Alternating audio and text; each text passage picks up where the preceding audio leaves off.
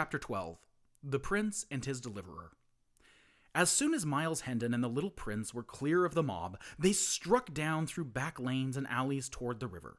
Their way was unobstructed until they approached London Bridge. Then they plowed into the multitude again, Hendon keeping a fast grip upon the prince's, no, the king's, wrist. The tremendous news was already abroad, and the boy learned it from 1,000 voices at once. The king is dead! The tidings struck a chill to the heart of the poor little waif and sent a shudder through his frame. He realized the greatness of his loss, and was filled with a bitter grief, for the grim tyrant who had been such a terror to others had always been gentle with him. The tears sprang to his eyes and blurred all objects. For an instant he felt himself the most forlorn, outcast and forsaken of God's creatures. Then another cry shook the night with its far-reaching thunders. "Long live King Edward the Sixth!" And this made his eyes kindle and thrilled him with pride to his fingers' ends. "Ah," he thought, "how grand and strange it seems! I am king." Our friends threaded their way slowly through the throngs upon the bridge. This structure, which had stood for 600 years and had been noisy and populous thoroughfare all that time, was a curious affair, for a closely packed rank of stores and shops, with family quarters overhead, stretched along both sides of it, from one bank of the river to the other. The bridge was a sort of town to itself. It had its inn, its beer houses, its bakeries, its haberdasheries, its food markets, its manufacturing industries, and even its church. It looked upon the two neighbors which linked it together, London and Southwark, as being well enough as suburbs, but not otherwise particularly important. It was a close corporation, so to speak. It was a narrow town, of a single street, 1/5 of a mile long.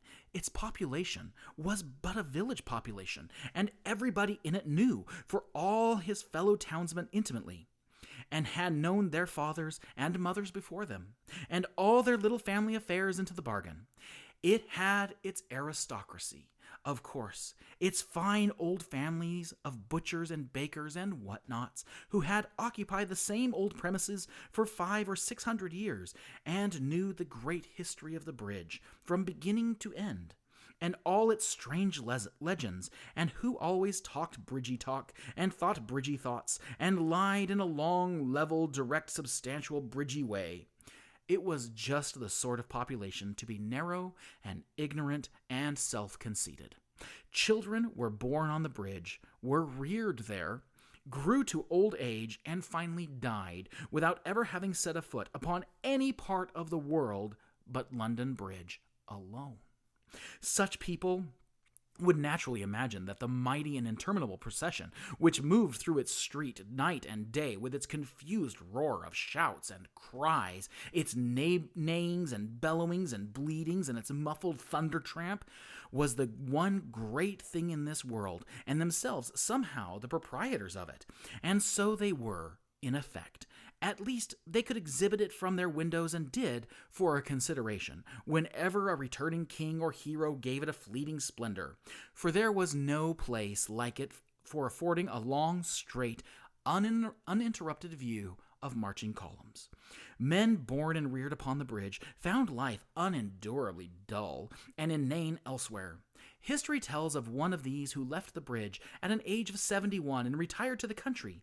But he could only fret and toss in his bed. He could not go to sleep. The deep stillness was so painful, so awful, so oppressive. When he was worn out with it, at last he fled back to his old home, a lean and haggard spectre, and fell peacefully to rest and pleasant dreams under the lulling music of the lashing waters and the boom and crash and thunder of London Bridge.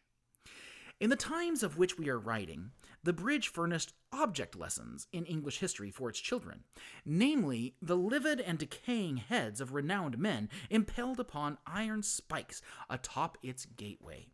But we digress. Hendon's lodgings were in the little inn on the bridge. As he neared the door with his small friend, a rough voice said, So, thou'rt come at last. Thou'lt not escape again, I warrant thee, and if pounding thy bones to a pudding can teach thee somewhat, thou'lt not keep us waiting another time, mayhap.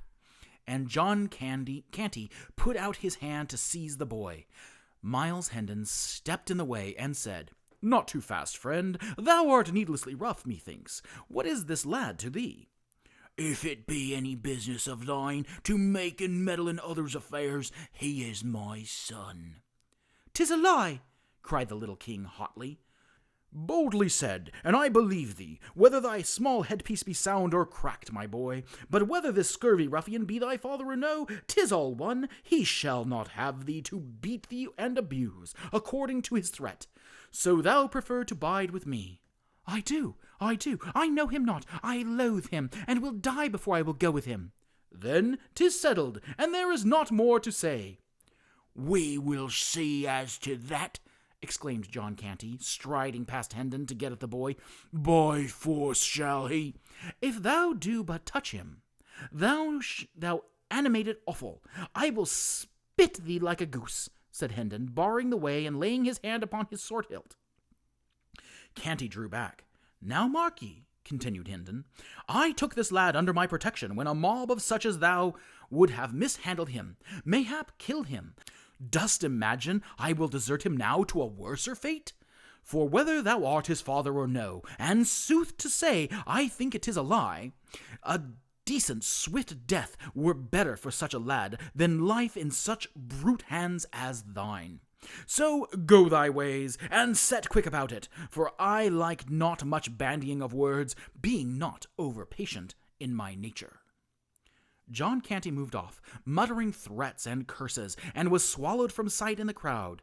Hendon ascended 3 flights of stairs to his room with his charge, after ordering a meal to be sent thither. It was a poor apartment, with a shabby bed and some odds and ends of old furniture in it, and was vaguely lighted by a couple of sickly candles. The little king dragged himself to the bed and lay down upon it, almost exhausted with hunger and fatigue. He had been on his feet a good part of the day and a night, for it was now 2 or 3 o'clock in the morning, and he had eaten nothing mealtime. He murmured drowsily, "Prithee, call me when the table is spread," and sank into a deep sleep immediately. A smile twinkled in Hendon's eye, and he said to himself, "By the mass, the little beggar takes to one's quarters and usurps one's bed with as natural and easy a grace as if he owned them, with never a by your leave, or so please it you, or anything of the sort. In his diseased ravings, he called himself the Prince of Wales, and bravely doth he keep up the character. Poor little friendless rat! Doubtless his mind has been disordered with ill usage. Well, I will be his friend. I have saved him, and it draweth me strongly to him already. I love the bold-tongued little rascal. How soldier-like he faced the smutty rabble, and flung back with high defiance. And what a comely, sweet, and gentle face he hath, now that sweet sleep hath conjured away its troubles and its griefs. I will teach him. I will cure him of his malady. Yea, I will be his elder brother, and care for him, and watch over him. And whoso would shame him or do him hurt may order his shroud, for though I be burnt for it, he shall need it." He bent over the boy and contemplated him with kind and pitying interest, tapping the young cheek tenderly and smoothing back the tangled curls with his great brown hand. A slight shiver passed over the boy's form. Hendon muttered, "See, now, how like a man it was to let him lie here uncovered, and fill his body with deadly rheums. Now what shall I do? 'Twill wake him to take him up, and put him within the bed, and he sorely needeth sleep." He looked about for extra covering, but finding none, doffed his doublet and wrapped the lad in it, saying, "I am used to nipping air and scant apparel. 'Tis little I shall mind the cold." Then walked up and down the room to keep his blood in motion, soliloquizing as before. His injured mind persuades him he is the Prince of Wales. 'Twill be odd to have a Prince of Wales still with us, now that he was a prince, is a prince no more but king, for this poor mind is set upon the one fantasy, and will not reason out that it now should be cast by the prince, and call itself the king. If my father liveth still after these 7 years, that I have heard not from home in my foreign dungeon, he will welcome the poor lad, and give him generous shelter for my sake. So will my good elder brother, Arthur, my other brother, Hugh. But I will crack his crown, and he interfere. The fox-hearted, ill-conditioned animal, yes, thither will we fare, and straightway too. A servant entered with a smoking meal, disposed it upon a small deal table, placed the chairs, and took his departure, leaving such cheap lodgers as these to wait upon themselves. The door slammed after him, and the noise woke the boy, who sprang to a sitting posture and shot a glad glance about him. Then a grieved look came into his face, and he murmured to himself with a deep sigh, "Alack, it was but a dream. Woe is me!" Then he noticed Miles Hendon's doublet, glanced from that to Hendon, comprehended the sacrifice that had been made for him, and said gently, "Thou art good to me. Yes, thou art very good to me. Take it, and put it on. I shall not need it more." Then he got up and walked to the washstand in the corner, and stood there, waiting. Hendon said in a cheery voice, "We'll have a right hearty sup and bite. Now for everything is savory and smoking hot, and that and thy nap together will make thee a little man again, never fear." The boy made no answer, but bent a steady look that was filled with grave surprise, and also somewhat touched with impatience upon the tall knight of the sword. Hendon was puzzled. "What's amiss?" "Good sir, I would wash me." "Oh, is that all? Ask no permission of Miles Hendon for aught thou cravest. Make thyself perfectly free here, and welcome, with all that are here his belongings." Still the boy stood, and moved not. More, he tapped the floor once or twice with his small impatient foot. Hendon was wholly perplexed. Said he, "Bless us, what is it?" "Prithee, pour the water, and make not so many words." Hendon, suppressing a hoarse laugh, and saying to himself, "By all the saints, but this is admirable," stepped briskly forward and did the small insolent's bidding, then stood by in a sort of stupefaction until the command, "Come, the towel," woke him sharply up. He took a towel from under the boy's nose and handed it to him without comment. He now proceeded to comfort his own face with a wash, and while he was at it, his adopted child seated himself at the table and prepared to fall to. Hendon dispatched his absolutions with alacrity, then drew back the other chair and was about to place himself at the table, when the boy said indignantly, "Forbear! Wouldst sit in the presence of the king?" This blow staggered Hendon to his foundations. He muttered to himself, "Lo, the poor thing's madness is up with the time. It hath changed with the great change that is come to the realm, and now in fancy is he king. Good lack! I must humor the conceit too. There is no other way. Faith, he would order me to the tower, else." And pleased with this jest, he removed the chair from the table and took his stand behind the king, and proceeded to wait upon him in the courtliest way he was capable of.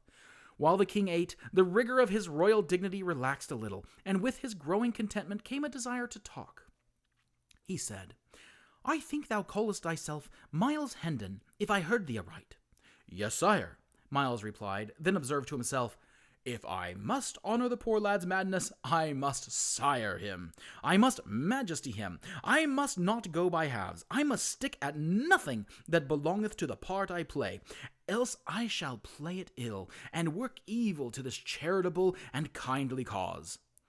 The king warmed his heart with a second glass of wine, and said, "I would know thee. Tell me thy story.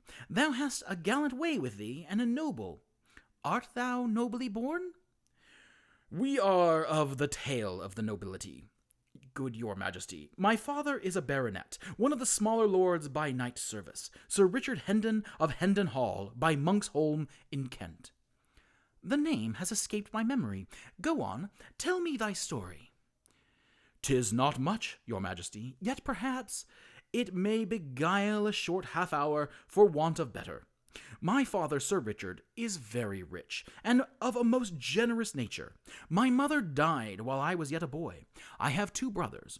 Arthur, my elder, with a soul like to his father's, and Hugh, younger than I, a mean spirit, covetous, treacherous, vicious, underhanded, a reptile. Such was he from the cradle, such was he 10 years past when I last saw him, a ripe rascal at 19, I being 20 then, and Arthur 22. There is none other of us but the Lady Edith, my cousin. She was 16 then, beautiful, gentle, good, the daughter of an earl, the last of her race, heiress of a great fortune and a lapsed title. My father was her guardian. I loved her, and she loved me. But she was betrothed to Arthur from the cradle, and Sir Richard would not suffer the contract to be broken. Arthur loved another maid, and bade us be of good cheer and hold fast to the hope that delay and luck together would some day give success to our several causes. Hugh loved the Lady Edith's fortune, though in truth he said it was herself he loved. But then 'twas his way alway to say one thing and mean the other. But he lost his arts upon the girl. He could deceive my father, but none else. My father loved him best of all, and trusted and believed him, for he was the youngest child, and others hated him. These qualities being in all ages sufficient to win a parent's dearest love, and he had a smooth, persuasive tongue, and an admirable gift of lying, and these be qualities which do mightily assist a blind affection to cozen itself. I was wild. In troth, I might go yet farther and say very wild, though 'twas a wildness of an innocent sort, since it hurt none but me, brought shame to none, nor loss, nor had in it any taint of crime or baseness, or what might not beseem me honorable degree. Yet did my brother Hugh turn these faults to good account. He, seeing that our brother's health was but indifferent, and hoping the worst might work him profit were I swept out of the path, so, but 'twere a long tale, good my liege, and little worth the telling. Briefly, then, this brother did deftly magnify my faults, and make them crimes, ending his base work with finding a silken ladder in mine apartment, conveyed thither by his own means, and did convince my father by this, and suborned evidence of servants and other lying knaves, that I was minded to carry off my Edith and marry with her in rank defiance of his will. 3 years of banishment from home, and England might make a soldier and a man of me, my father said. I fought out my long probation in the Continental War, tasting sumptuously of hard knocks, privation, and adventure. But in my last battle I was taken captive, and during the 7 years that have waxed and waned since then, a foreign dungeon hath harboured me. Through wit and courage I won the free air at last, and fled hither straight, and am but just arrived, right poor in purse and raiment, and poorer still in knowledge of what these dull 7 years have wrought at Hendon Hall, its people and belongings. So please you, sir, my meagre tale is told. Thou hast been shamefully abused, said the little king with a flashing eye, but I will right thee, by cross I will, the king hath said it.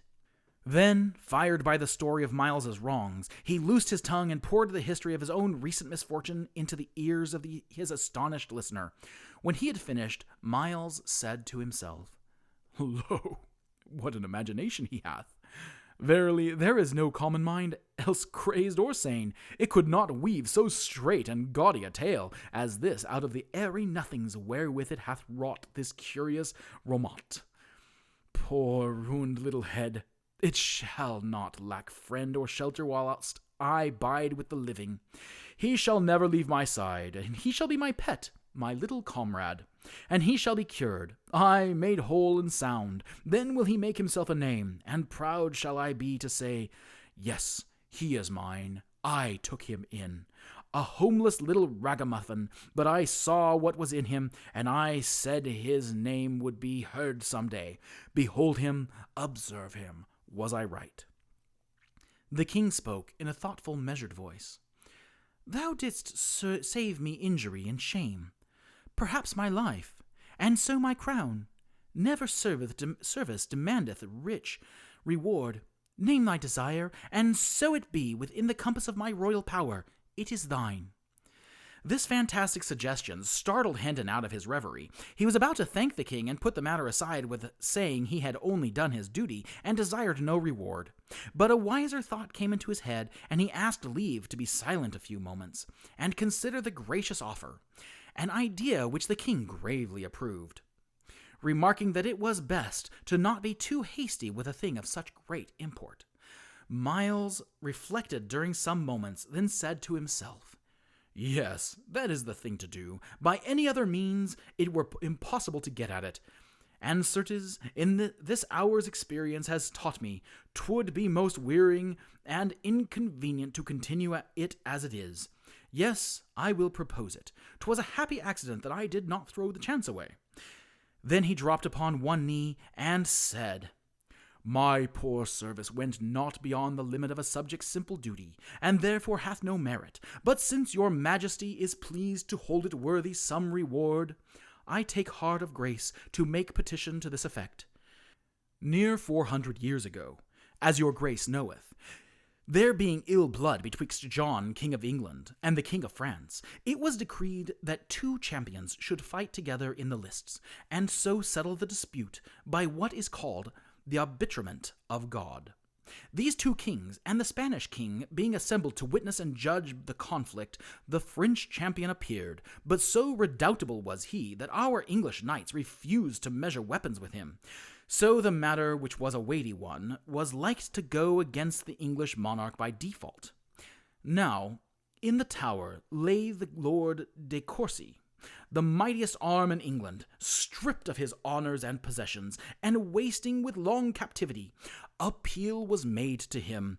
He gave assent, and came forth arrayed for battle. But no sooner did the Frenchman glimpse his huge frame, and hear his famous name, but he fled away, and the French king's cause was lost.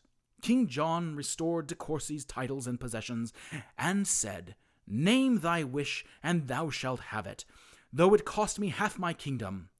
Whereat de Courcy, kneeling, as I do now, made answer, "This then I ask, my liege, that I and my successors may have and hold the privilege of remaining covered in the presence of the kings of England, henceforth while the throne shall last."